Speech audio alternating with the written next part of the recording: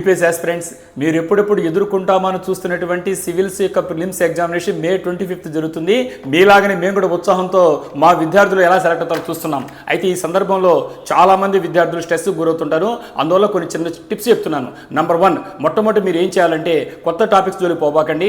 ఇప్పటి వరకు ఏం జరిగిందో మీ దగ్గర ఫ్లాష్ కార్డ్స్ ఉన్నాయి, సమ్మరీ ఉన్నాయి, జిస్టర్ ఉన్నాయి, దాన్ని రివైజ్ చేసుకోండి. నెంబర్ 2, నంబర్ ఆఫ్ మార్క్ టెస్టులు బాగా రాయండి.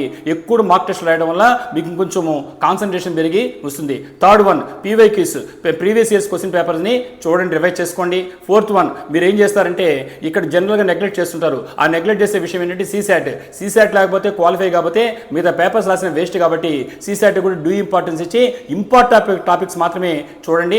నెక్స్ట్ చెప్పాలంటే మీకు ఒకటి నెగటివ్ థింకర్స్కి దూరంగా ఉండండి. అలాగనే సాత్విక ఆహారం అనేటువంటిది తీసుకోండి. సాఫ్ట్ ఫుడ్, జంక్ ఫుడ్ జోలికి పోబాకండి.